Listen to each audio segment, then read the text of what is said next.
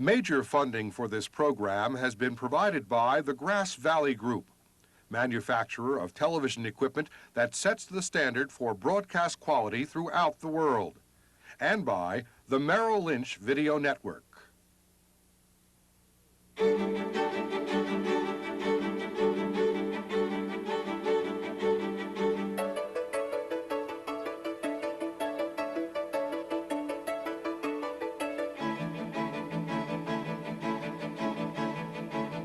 Well, I started in television when television was black and white. The cameras weighed about 150 pounds. You rolled them around on dollies, and you changed lenses by turning a little handle in the back to rack from a 20-millimeter lens to a 100-millimeter lens. We eventually got one of the little Sony 3650 half-inch reel-to-reel machines with a portable camera, which we used to gather the material for our training pieces. And for probably close to 8 years, that was my bread and butter camera. In those first days, my first job in non-broadcast video, we were doing an awful lot of just taping of role play situations. People who were actually involved in whatever the subject matter was, putting them in a couple of chairs across the table from each other, and they would role play various situations. We would tape it. We certainly didn't edit it because we couldn't edit. And the use was just to let people know what was going on in a timely manner. And I believe that's still a very legitimate use today. Our first clients misused the video because they want to document everything. A lot of them had tried that before with film, and they remember the cost of film, you know, for a finished minute and versus the cost of videotape, so they had us shooting everything. They would break down. A friend of mine once called it steam-powered television. Everything seemed to be like crank it up and let's hope for the best. It was probably seen more as maybe even a fad, something that probably wouldn't last, and for some people, they probably even hoped it would go away. Hello, and welcome to Competition, Computers, and Communicators. I'm Roger Cohen. This evening's special broadcast commemorates ITVA's silver anniversary. It's a time to reflect on how far we've come in the past 25 years, an opportunity to assess where we are now, and a chance to indulge in some predictions. Tonight, we focus on two areas that are changing our industry dramatically: competition and computers. Both of these areas looked quite different in 1968 when ITVA first began. Back then, competition meant local or national forces. No one thought of the business economy as being global, and no one felt the hourly competitive pressures created by overnight delivery services, fax machines, and car phones. As for computers, well, in 1968, they were just large pieces of noisy machinery that took up entire rooms and required a PhD to operate. As a communicator, you never heard of Mac or DOS, and you never had daily contact with computers. You were secure in knowing that no matter what type of office you were in, you could work the two most essential pieces of equipment, the telephone and the typewriter. Well, try walking into a strange office today and working the PC or voicemail system without instruction.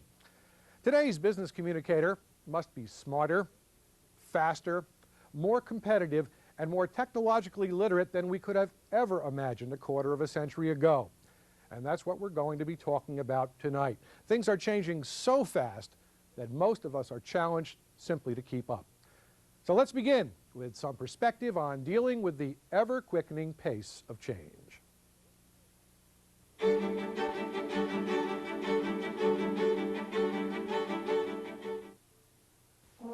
Come, mothers and fathers throughout the land, and don't criticize what you can't understand. In the 1960s, political change was a reflection of the times. From hippies to Panthers, a new agenda was being brought forth. Today, the words and the speakers are different, but one issue remains the same: change. This country has been around for more than 200 years because we live by hope and vision, and because every time we had to change, we have been able to change. Nations succeed only as they are able to respond to challenge, and to change when circumstances and opportunities require change. While change for the 60s was rooted in politics, Change into the next century will continue the current trends initiated by corporate environments. The point here is that there has been so much change within my particular industry over this past decade that you could almost call change a standard way of life. Change is a way of life. Look at our own industry. Are you using the same equipment today as you did just 3 years ago? Do you report to the same management? Are you working for the same company? We are flexible and adaptable to change, and we're on the leading edge of it. We're not just broadcast-minded. We're not just corporate communications-minded. If the technology changes, we're not going to be pulled by it. We're going to be at the leading edge of it. We should be saying to our companies and to our clients, this is new, this is better. Let's move this way. Change into the future will mean learning and exploiting new technologies. It will mean adjusting and looking for advantages. And it will mean doing things faster with greater efficiency. We are kind of a reactive company to what's going on, not only in the industry, but when IBM comes out with a major announcement or they change memory or they change something, we have to be very sensitive to the fact that we got to change with them very quickly, and then we have to convey that message as quickly as possible. Change is not made without inconvenience, even from worse to better. Change, constant change. We're going to be going through this for quite some time. You know, pull your belts a little bit tighter. If you want to go back to the way it was, you're not going to be able to get there. Those days are gone forever. We're going into a very exciting new marketplace. We have the talent that nobody else has to make it happen. Progress is impossible without change. And those who cannot change their minds cannot change anything. For in the end, the choice you face is clear. It's a choice between fear and hope, between drift and action, between the status quo and change. Change means the unknown. It means too many people cry, insecurity. Nonsense. No one from the beginning of time has had security. Joining us tonight is a panel of practitioners and business leaders. They're going to help us define the changing needs of the corporation. First, from Orange County, California, Mr. Richard Jansen. Mr. Jansen's an independent producer. Here in our New York studio, Mr. Dale Thomas is president of ITVA. Dale works for Telemation in Denver, Colorado. Ms. Marilyn Zuckerman is quality planning director for the AT&T Quality Office, and she's also the author of the recently released book, Incredibly American, Releasing the Heart of Quality. And finally, via satellite from New Orleans, Mr. Richard Bartlett. Mr. Bartlett, Vice Chairman of the Mary Kay Corporation and one of ITVA's 1992 CEOs of the Year. What I'd like to do is start with a question for Mr. Bartlett and Ms. Zuckerman and have them answer from their corporate perspective, and then we'll go to Mr. Jensen and Mr. Thomas and have them respond as producers. Let's start with Mr. Bartlett. Dick, how do you see changing times affecting the relationship between corporate executives and corporate communications departments? One of the biggest issues is, in fact, how the corporation itself has to change for the 21st century. And right at the heart of that are video communicators. They helping us, in terms of leadership, communicate new ways of doing things to our employees, or in our case, to our 250,000 independent contractors. We have a special communications challenge in our industry in that people have to do things because they want to do them. We have to motivate them, not tell them what to do. The fact of the matter is that all industries have that challenge before them, I think. The changing nature of employment out there is going to leave great opportunity for video communicators. Marilyn Zuckerman, motivation is an area that you're interested in your quality office, isn't it? Yes, very much so. Motivation is critical. And of course, motivation comes from inside a person. Too often we think about how we can motivate someone else. So when we think about communications, particularly as we go forward into a very ever-changing world, we need to be able to think about how we communicate in ways that cause people to be motivated from inside. It's kind of scary. Change is scary, isn't it? Yes, change is scary. It's also challenging. Change has both of those characteristics. So we like change. Most times we like change when we make the choice about change. But we're perhaps more afraid of change when it's imposed on us from outside. Well, let's talk about whether we have the choice or whether it is being imposed a little bit later on. Let's hear from the producers now, and why don't we, let's go out to Orange County and let's have Rich Jansen join us. Rich, what about your read on what's been said so far? Well, I think we really see that change out here is occurring in the economy. It's forcing some of us to make basic decisions about how we're going to perform our business. And, you know, the basic dichotomy, for instance, between low end or high end as ways to go. We have some real low end practitioners who now with the new technologies are beginning to make inroads into the corporate marketplace and forcing those of us who have always thought of ourselves as either high-end or high-quality producers to reevaluate where we're going. Back in our New York studio, let's go to Dale Thomas, the president of ITVA. I think Rich was hinting at the fact that perhaps there aren't as many jobs out there as there used to be, a major concern, I'm sure. Absolutely. I think in this particular era, as we move into the 21st century, we've got to look at separating ourselves as a group of visual communicators, not as a group of technicians. We have an interesting and exciting new palette of tools to use. It's our opportunity and our challenge to work with people like Mr. Bartlett in helping him meet the communications objectives that he has at Mary Kay in new and exciting ways with those new technologies. Well, Marilyn Zuckerman was talking about change, and if it's voluntary, it's one thing. If it's imposed, it's something entirely different. Do you see what's happening as being changed that's imposed for the most part? I think you can take that at a variety of different levels. Having been through a personal level of enforced change, I think it's very difficult on the personal level. I think as we look at the technological level, I see that as much more challenging. While it is enforced, it creates new opportunities. So I find that opportunity much more challenging for our membership than fearful. Dick Bartlett? Yes. How about your read? How about your comment on that? On dealing with change, specifically, on the imposition, whether or not change is being imposed or whether or not the workers, such as those cited by Marilyn Zuckerman, are voluntarily entering into this?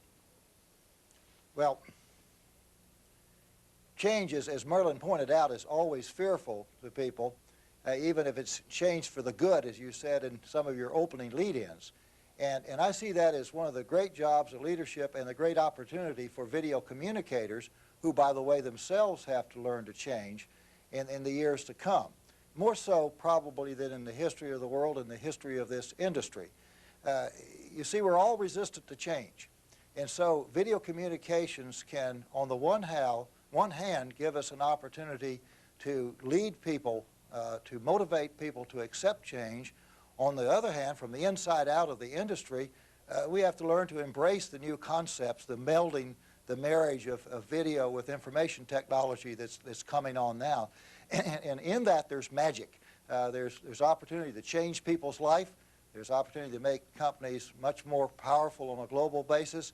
And there's an opportunity for people in the video communications industry to do things they've never thought of doing before. Marilyn Zuckerman, to use a technological term, are visual communicators and corporate executives on the same wavelength when it comes to change as it affects the video communication industry? Or well, visual communication industry? Sometimes they're on the same wavelength, and sometimes they're missing each other.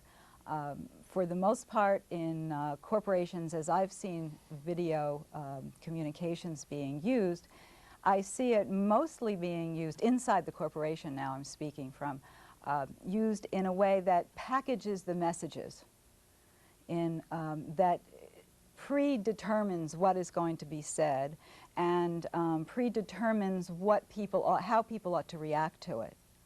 And so the spontaneity, the human element that needs to be there in order to really kind of cause communication to actually be effective with people tends to be less than it might otherwise be so. And I think in the future, the way to bring these two groups closer together is to emphasize the personal aspect of the communication and not so much the packaging of it. Rich Jansen in California? Well, I basically agree with what Marilyn said, and that's the challenge for those of us who are independents. Many times we have the opportunity and really the responsibility to go into a client and show them what can be done. Client education is a major part of what I do, and so as a result, when I go in to see a client, I'm basically in a position to show them all the opportunities they have in communication, and so they're not stuck with just a traditional approach all the time. Still out in California, Rich, we're talking about high technology now. The people to whom you're trying to sell your services, are they really up to date on what you're talking about? Isn't there some education involved? Not only selling the idea, the package, the concept, so to speak, but the technology itself.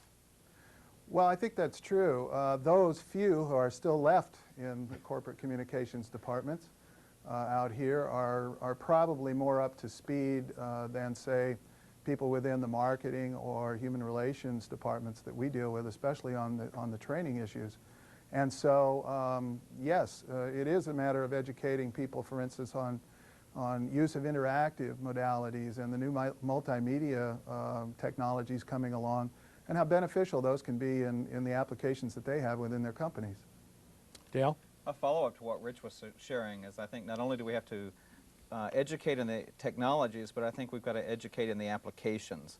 I think that is where our real challenge comes as communicators, is to understand the corporate environment or the customer environment enough to help them apply the technologies that are available. So you have to know more about the business end than perhaps you've known before? I think we have to know more about all of the business end, the human resources end, the bottom line, the marketing and the public relations end. And let's go down to New Orleans now. Dick Bartlett. Dick? Well, I'm quite in agreement with the people in the video communications business being more in tune with business needs. At Mary Kay, we look at what we do through resource groups of people supporting a global network of people. And in every area, I constantly call for improved video communications and improved communications overall to improve the efficiency of our company. So there are great continuing needs in human resources responsible for training. Internally, the marketing needs are tremendous. I find that training within our manufacturing divisions is a key way to affect efficiencies. We in our field are the most efficient manufacturer on the face of the earth, and video communications has a great deal to do with that. So it's so much easier to teach by showing rather than doing. But you're just scratching the surface of it. I'll say again, there's so much to be learned. The applications in this field are almost infinite into improving the efficiencies of business if video communicators look at it that way. While we've got you on the line, let's pick on something that Rich Jansen in California said before. Those corporate video people who are still working in that environment, you talk about doing all this. Who's doing it? In-house people, or are you hiring independent producers and vendors? Both. Our video communications department internally is very strong, and I'm in the process of setting up a global information center that will meld the technologies of information systems, IT, with visual communications, so that we have a very exciting way to continually look at ourselves on a minute-by-minute basis as a company. We also will use and have used and will continue to use lots of outside resources since they frequently bring the knowledge of technology or the ability to produce that we don't want internally, we don't need internally. It would be overkill on our staff. So Mary Kay represents a company willing to build from inside out as well as to look outside for new and exciting ways to communicate. Marilyn Zuckerman here in New York, is that the case from what you understand? For instance, at AT&T, do you believe on having a strong internal department as well as using outside people to do your visual communication? We do both. We have both. Very similar to what Dick was just saying. Is there a tendency to lean more one way than the other? I think it's really melding together, and I think there is a growing partnership that is working very well, and I think there's teaching and learning in both cases. I think that the internal people are helping the external suppliers understand more of the business, and in some cases the external suppliers are coming in and presenting new ideas and new ways to use visual communication. I agree wholeheartedly that we're just at the beginning of understanding the power of visual communication and so many different ways that it can be used inside corporations. Rich Jansen, do you see with the new technology more work coming your way?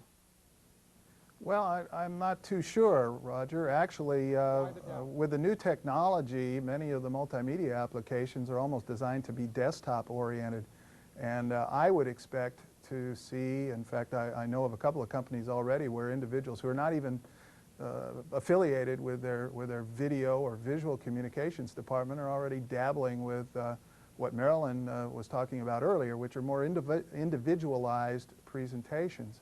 And even right down to the fact that the consumer camcorder is being used regularly by workers, even on assembly lines, to help train other workers. So as far as more business coming my way, I'm not sure. It's a very open picture right now. Sounds like corporate eyewitness video. Well, it could be, and again, I think as Marilyn was identifying, the messages are now getting down to where they are individual, and a lot of the communications opportunities are on that one-to-one basis almost.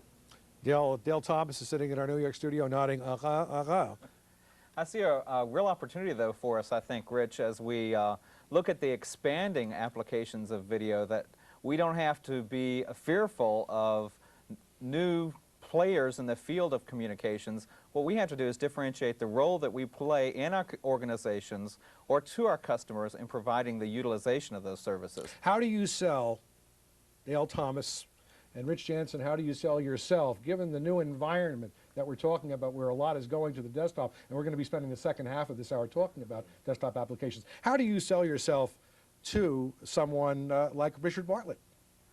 I would go to Richard with ideas of concepts, applications, but first and foremost, I would have done my research about his organization, what I can understand from perhaps his annual report, from talking to people. But the inside guys know all about this, Dale. But the inside guys don't all have all the resources that I may have. As Richard said, sometimes it's not appropriate to have it within the organization. Like Mary Kay, it's not cost effective, so that I can help channel those resources to him as an independent. Marilyn?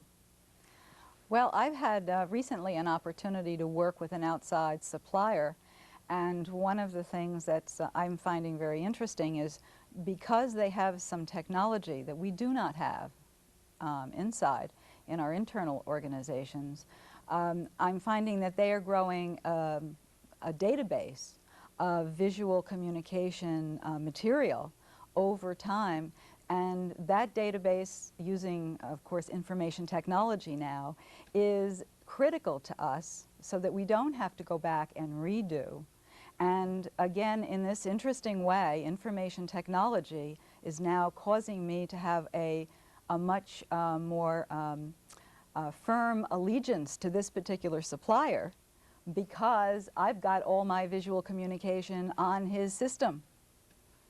And if I want to redo a piece, if I want to reassemble and connect one piece that I did a few months ago with something that's just coming up, it can be done very quickly and quite economically. So it's interesting that the technology is causing partnerships and actually enhancing those partnerships. Dick Bartlett out of New Orleans. That was a great word Marilyn just used, partnerships. I look at partnerships in the way we work with lots of outside vendors. I think there will always be things beyond the core competencies that drive various companies that make these partnerships very, very desirable to make you powerful as an organization. I go back to the gentleman from California, sort of take issue with what he was saying. On the one hand, I certainly agree that the person-to-person communications capabilities of today and tomorrow are going to be vastly enhanced, and this information highway concept will be there. And that video conferencing and techniques such as this are going to be very important to us. On the other hand, I also think companies are going to need the kinds of visual communications programs that involve large segments of companies to help develop what I call performance cultures within organizations. For recognition, I have stepped away from a convention of over 5,000 of our people where we're using not the latest in visual communications techniques, but certainly some good ones at the electronic slide capabilities. I went in this morning to revise a speech. I had about a half hour, said, throw the slides out. They said, Dick, we don't use slides anymore. We can fix it the way you want. And I was pleased at that. But the video productions we're using, not just slides, but regular shows, help enhance the feeling, the quality of these experience for our people. It will help train them, more importantly, motivate them, keep them welded to our all-important performance culture. And these are more traditional ways of using what video communicators use, and American industry needs to do a heck of a lot more of it. I see most companies not paying attention to that side of their business. They are doom and gloom. They're restructuring. They're firing people. They're losing $5.5 billion at IBM or Sears or GM. And maybe it's because these companies did not use video communicators. So even in the era of change, we're really talking about you're telling visual communicators, video communicators, nothing to fear. Even with the new technology, there is still going to be this relationship between visual communicators and the corporate executives that work with them, whether it's in-house or outside. Okay. I believe, Marilyn, I believe we might have run out of time for this segment, and if we have, and it's gone very, very quickly, we do have a second segment to go.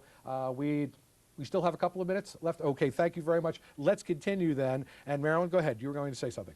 Well, I was just going to pick up on something that you said in terms of visual communicators and corporate executives. Everyone in the organization needs to be communicating.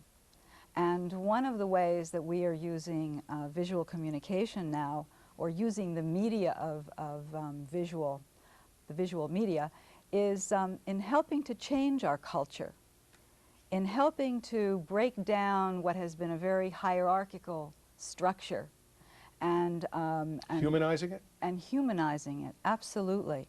And one of the ways that we're doing that is by using visual media and connecting people with one another and finding ways to tell people stories. What are the stories of the people and their lives while they're at work? So the linear storytelling that some people are afraid are going to disappear with the new technology, you say that's not the way it's going to be? Not at all, not at all. What we're finding is that approaching telling people stories in a very human way is something that is causing people to move toward this media. But you've always tried to do that, haven't you? Even in the early days, Dale Thomas tried to tell the story, tried to develop human interest? Well, it isn't the visual medium what captures the emotion of our message the best. I think far too often we have been relegated to not utilizing our skills at their very best in using that resource at its fullest. I think we've gotten caught up in other goals and objectives that perhaps weren't as clearly defined. But I think it's been interesting to hear both Dick and Marilyn talk about emotions and feelings and motivation. And that is truly what I think this medium is all about. Okay, let's have one final comment. Let's go out to Orange County, California, and hear from Rich Jansen. Rich, about 30 seconds, please. Well, just to play off on that, the one barrier that I've run into on involvement and emotion has been in the past a corporate mindset, or more appropriately an upper management mindset, that there is a specific message that they want to put across, and that there really isn't much latitude in how that'll be presented. Of course, as identified by everyone, that has to change also, and more receptibility on behalf of the management would be a benefit to improve what I do. Rich Jansen, thanks very much. We have run out of time on this segment, lady and gentlemen. Thanks so much for being with us. Rich Jansen, Dale Thomas, Marilyn Zuckerman, and Richard Bartlett. Thank you all. Now, we've concluded half hour number one. Before we explore the realm of computer video, let's hear what some of our ITVA members think of the future of visual communications. We'll be right back.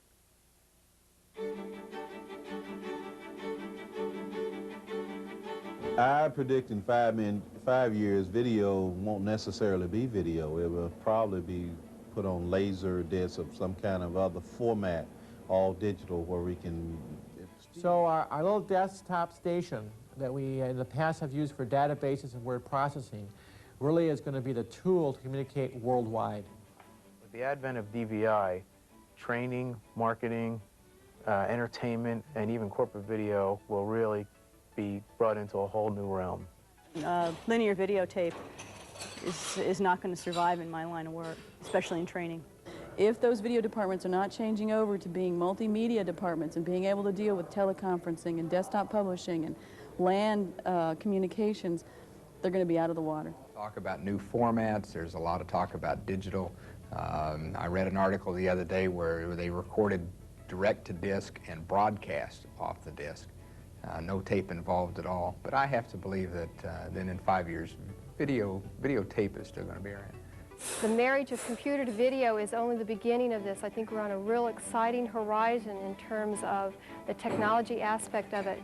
Fiber optics, telecommunications, video conferencing, they're all going to be coming together, and we as video professionals have an exciting future ahead of us.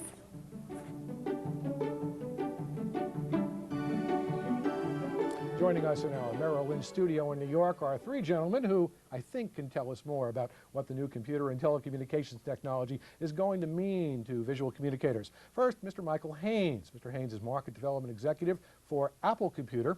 Mr. Peter J. Andrews of IBM. Mr. Andrews is in charge of Executive Communications for the Vice President. He's Director of the T.J. Watson Research Center. And Mr. Pat Corbett, veteran graphic artist, Dubner pioneer, and software developer for Grass Valley. Well, gentlemen, let's start with something that's on everybody's mind, and let's start with Pat Corbett. Every time I think of you as a Dubner pioneer, I expect you to have your covered wagon parked right outside the studio. Pat, everybody's talking about CD-ROMs. Everybody's talking about doing everything on the desktop. Is all this stuff really worth it? Well, I'm a legitimate television guy, 26 years of making video. And I got to tell you, it's not all that it's cracked up to be, in my opinion.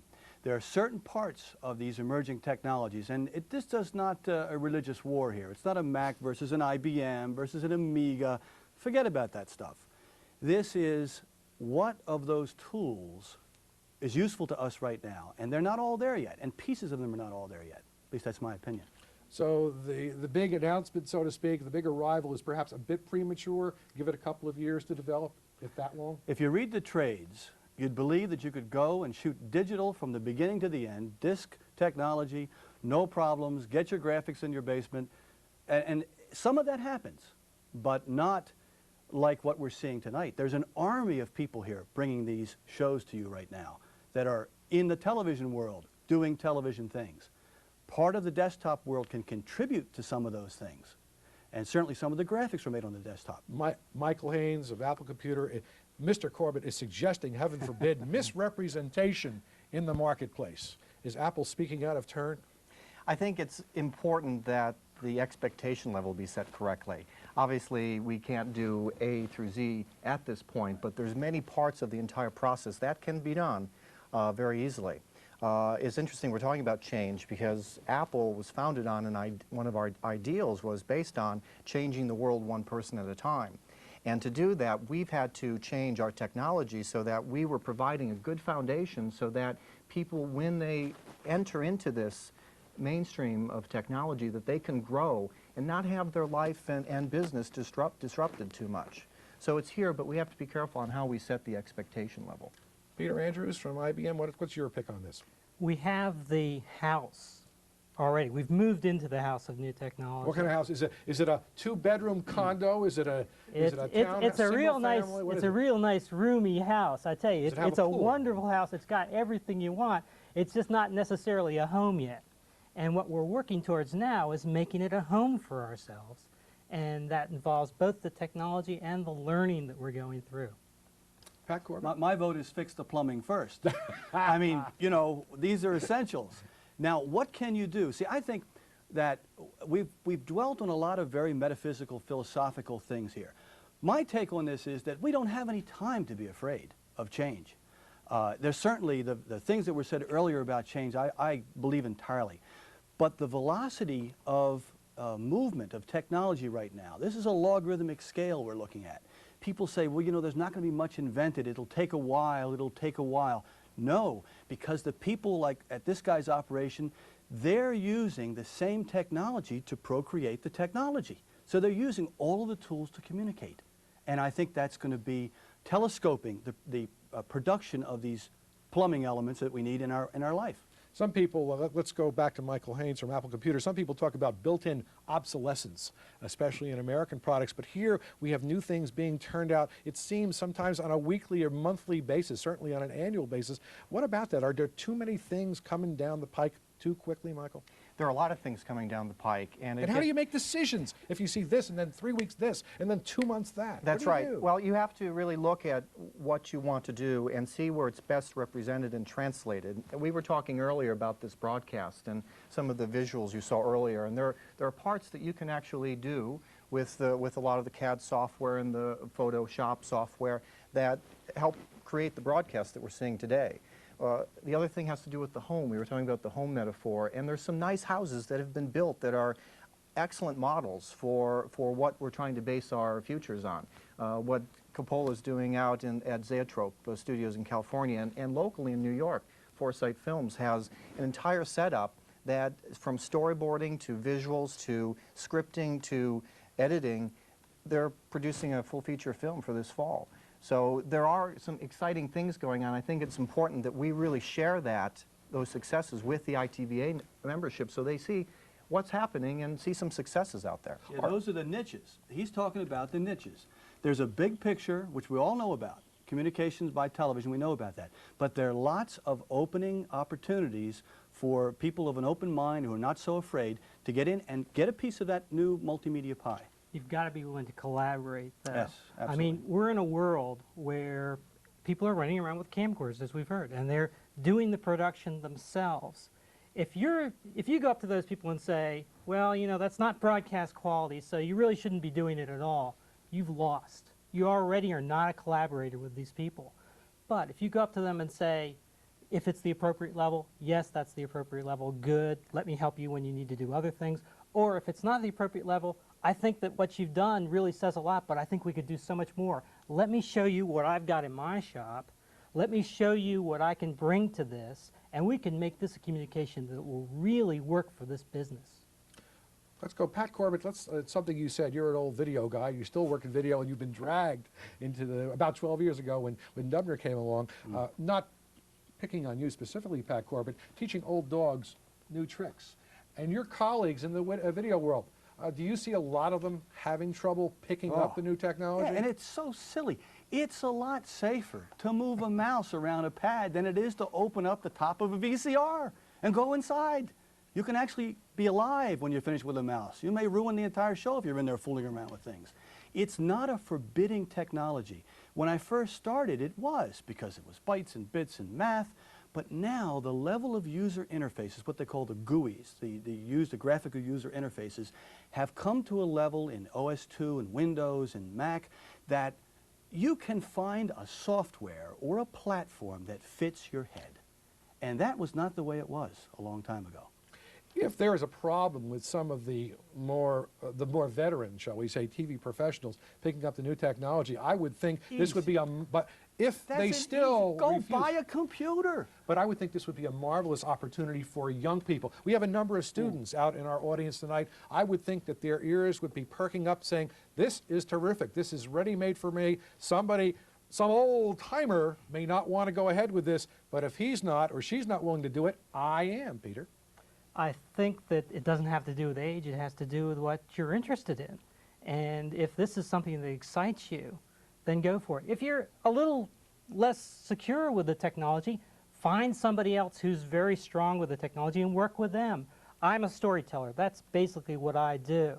As a storyteller, it's much more comfortable for me to go to someone who really knows the nuts and bolts and say, this is what I'm trying to do, or show me some of the ways I can use this, and work together with them to produce something that will be up to date, that will be something that's beyond what the camcorder could produce, or maybe something that accents what somebody's camcorder is doing. Let's go back to something that was discussed in the first half hour, and we talked to Richard Bartlett about building up both in-house and out-of-house video resources. I would think with everything, with a lot of things moving to the desktop, Michael Haynes, that you would see a lot of work that had previously been done outside come inside. Think that's accurate? Yes, it's coming inside. We're seeing spin-offs from larger agencies as well.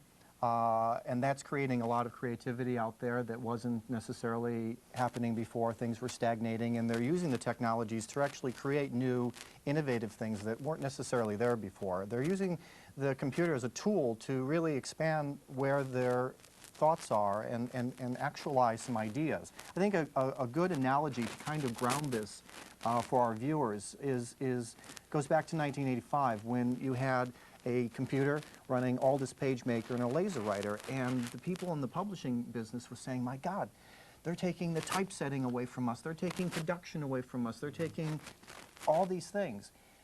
But they would look at it, as Peter was saying, this isn't 1200 or 1300 DPI, this is 300 DPI, this is not acceptable, or it's not broadcast, as you would say here. The people, the innovators that were embracing the technology then are the ones producing Time magazine from soup to nuts. But they took them to play around to understand what these tools were, to get their feet wet. They were the ones motivated, to use the word stressed earlier, to really dabble with it at a fairly good cost of entry. I want to follow up on that too.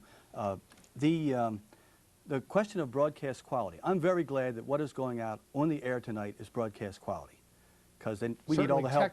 We need all the help we can get. Okay. So Iggly Wiggly Pictures. This is not good for tonight. But I assure you that if the ITVA provides me with a copy of this show, I will go home and suck it into my Macintosh and pull out those key pieces from the people around that have talked before us and now, and send it to a few of my friends and say, what do you think of that? And get that feedback loop tightened up so I can get more information next time someone asks me a question. I might have a clearer focus. We as a culture are trying to get a handle on what is going on with this communications thing. And if we don't use the technology to share that stuff, forget it. There was a quote, I believe, came last year from an ITVA member: learning multimedia is like drinking out of a fire hydrant. The image is quite revealing. What about that, Peter? Again, it goes back to the point that there seems to be so much out there. Just as there's so much information out there, how can even professionals who have worked in the field before and are somewhat familiar with the existing technology grasp all of it? Got to put your foot in the water. You got to start swimming. If you don't, then it'll go past you. It's like trying to get into the housing market. The first house you buy is tough. It's very tough to get the capital together and to actually pull it off. The same thing with anything that's big and new, and this is big and new. But you know, too, Peter, it's safe. When I first directed a television show 23 years ago, the whole world was watching me. Happened to be a hockey game. That was a terrible baptism by fire. You can get a computer, and you can go into your own little hidey hole in your house or in your office, and you can begin to learn. And when you think you're ready for prime time, you can come out and say, hey, look what I was able to do. And this plays off something you were saying earlier too, Michael. We need to use these tools to prep our real television, broadcast television work. That's one of the niches. If you can get someone in an edit session who comes in with more than a list of timecode numbers or a logo, if they're going to the graphics guys, written on a napkin from the diner, you've got so much more information. You're talking about a video storyboard, so to speak? A video storyboard, maybe even a clip graphic that you found that you loved. Look, this isn't exactly what I wanted, but it's kind of the idea. What do you think, Mr. Television Professional, Mr. Graphic Professional? Then we're growing clients for ourselves. I would like to have satellites of these people all over the place, feeding work into a finishing shop. We take your information, we put it together, we finish it. Well, I think a lot of people out there might be questioning what's the Joe average or Joanna average sitting around their desk somewhere in AAA Corporation. They've got all these desktop tools, and previously she or her office might have gone outside. Some people might think, is she capable of producing a 30-minute multimedia presentation. Maybe not broadcast quality, but given the appropriate tools, is she able to do that, Michael? Inside the corporation? Inside the corporation, sitting at her desk or his desk. Absolutely. And let's define what multimedia is. That's another thing that's kind of out there and it's not clear. Multimedia is essentially a data set of images and video and sound and music and graphics and even text. If you look at just adding sound to an image, you could technically call that a multimedia experience. Take it further, that you could make it an interactive, active experience, which becomes a learning issue within perhaps this company as you described.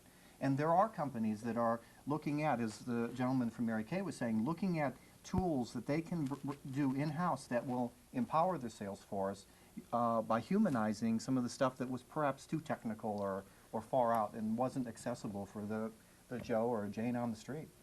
Two things, one of which we did not get to in the first half hour, I definitely thought we should have. I'd like to talk about now are costs and jobs. Is this new technology a lot cheaper than so-called high-end video, broadcast video technology that's out there now? Can the new technology at far less cost do most of what the more expensive stuff can do, Pat? Well, here's where we're standing in front of the fire hydrant.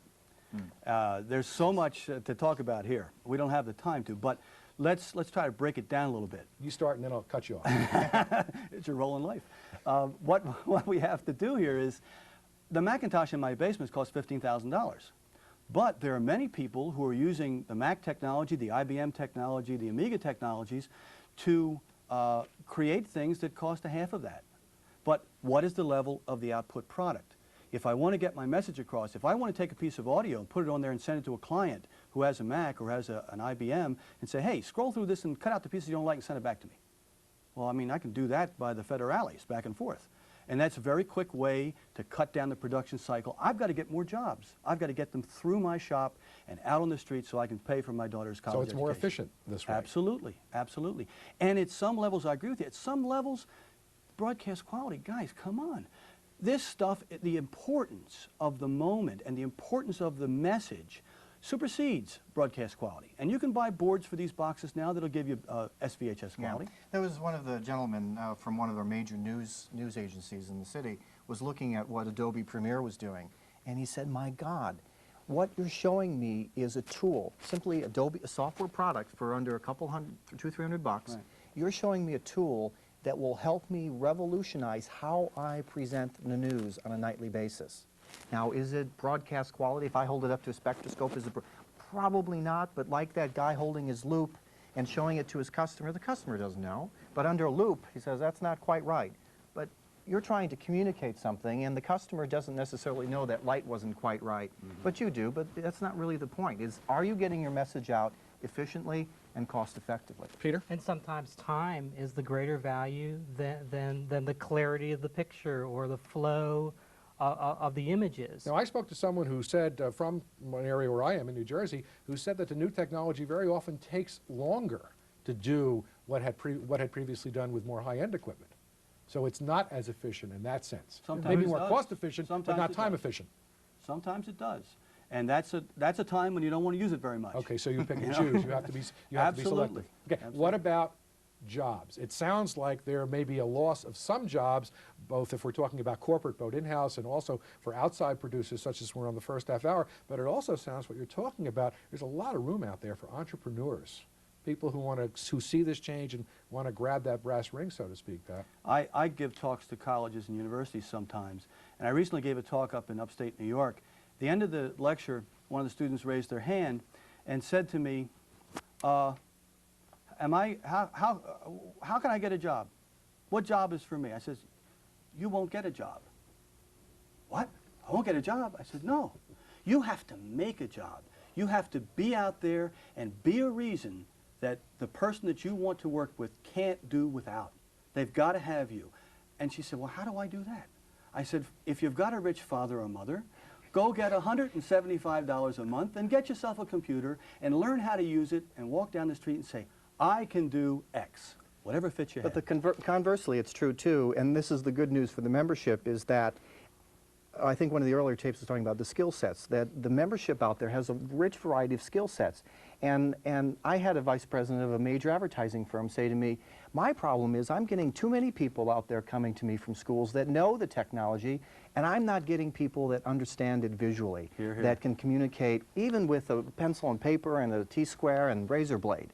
That's a skill set that's hard to come by, and we're seeing kind of two different shades of the whole story. And what's good for ITVA is they have a rich set of skills out there. And with a little trim tab, if you're into sailing, might be necessary to apply some of those skills to some of the technology that's right off the shelf. If either any or all of you had an opportunity to be a consultant, well paid of course, $1,000 a day, shall we say, to a certain college that had a standard, a traditional television production curriculum, what would you tell, Michael, what would you tell them to do based on the new technology?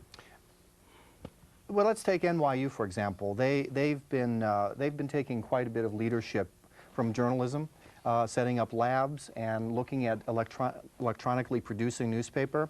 And they're recently now doing a similar kind of thing with their film school by looking at storyboarding and looking at script writing and looking at just managing a whole project. They're not necessarily producing broadcast with a computer, and they're not necessarily doing the entire editing, but they're learning the skills that your membership knows, and they're being enhanced with the technology that's out there. So they're getting both. They're getting both. The traditional learning as well as the new technology. Yeah. What would you sell them, Peter? You've definitely got to get the basic skills. If you don't have the basic skills, then go away and quit it.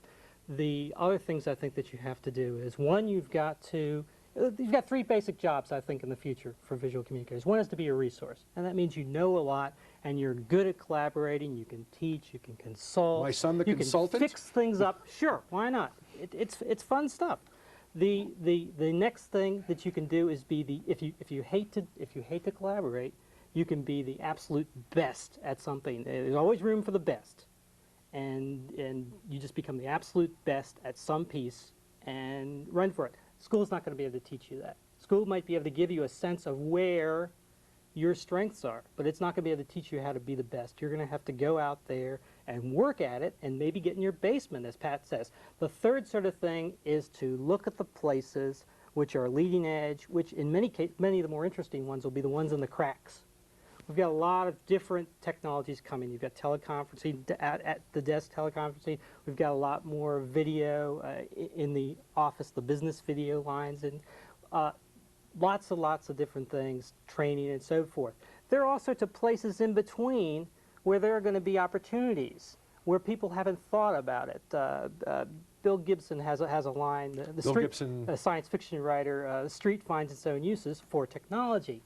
And it's absolutely true. Some of the more interesting things are going to be the ones that you're going to say, oh, you know, these guys who are teleconferencing, it'd be really slick if when the guy who's from security popped on, if there were a red frame around him, people would turn to it and realize before he even opened his mouth that there was a security question. Things like that, opportunities in the cracks, are going to be a good place to be. And the way you learn about those is to learn about a whole bunch of different uses. It sounds like the new field of visual communications is not going to be nearly as safe, well, relatively speaking, safe and secure as the old field, because again, it sounds more, you'll have to be more of an entrepreneur, you'll have to be more flexible in the way you conduct business. If you're not, you'll go away. I mean, that's the truth of the matter. If you're not going to adapt, I mean, there are no dinosaurs because the climate changed. And that's what you have to bear in mind. Agility and intense curiosity. And I would recommend that you talk to your children, that you play with your children with a computer. If you want to see someone break down the fear, go watch a 5-year-old with a mouse. It's crazy. It's absolutely true. Getting out there with people is important. You look at the founding the film business. I'm reading a book about that right now. And you had people who were involved in retail, people who did furs or made shoes or whatever. The place, where's retail now? You live with retail if you live online. I belong to Prodigy and I pull things down online. There's a wonderful guy who, in his spare time, produces a magazine, an on-disc magazine of video. And every time he produces one, he sends me one of those diskettes to my house. It costs me, I send him a blank diskette back. That's what it costs me. He's on there to talk about how he did it. You can send him stuff on diskette that he will put onto his for the next magazine.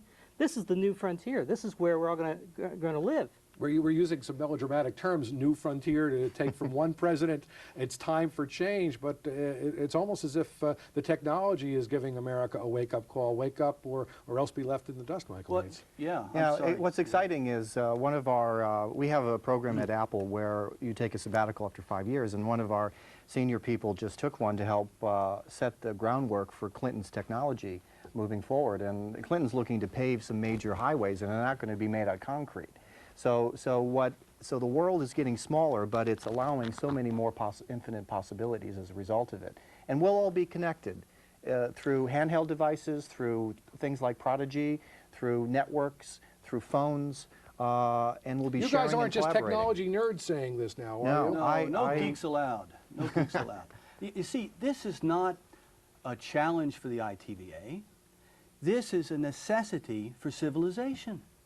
If we do not, take off what Marilyn said earlier, if we do not make these kinds of changes, learn these ways of communicating more effectively, we're going to obliterate ourselves. But if we do, we'll do pretty well. What kind of obligation does ITV have to its members then in terms of getting them more involved in new technology? Leadership. This is a good example. You know, the partnering, back to Bartlett's comment, the partnering with an industry to put this teleconference together. The people who you get credits for. Yeah, you're recognizing you can't do it alone. I mean, even IBM and Apple has worked towards, we've worked towards a relationship because there are certain things they're doing that's very exciting for us and vice versa. And I think a relationship with ITVA and the people, manufacturers and the consultants that are doing it will really start pushing your agenda in a much more meaningful way. Michael, I'm going to have to break in and say, gentlemen, we've run out of time. We'll have to conclude our discussion at this point. I'd like to thank our panelists for joining us tonight. Pat, Michael, and Peter, you've been terrific in the last half hour. Now, before we say good night, let's hear once more from some ITVA members.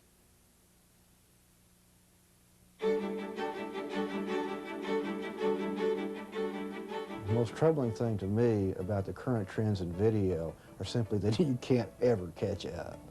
There's always something new that you just gotta have.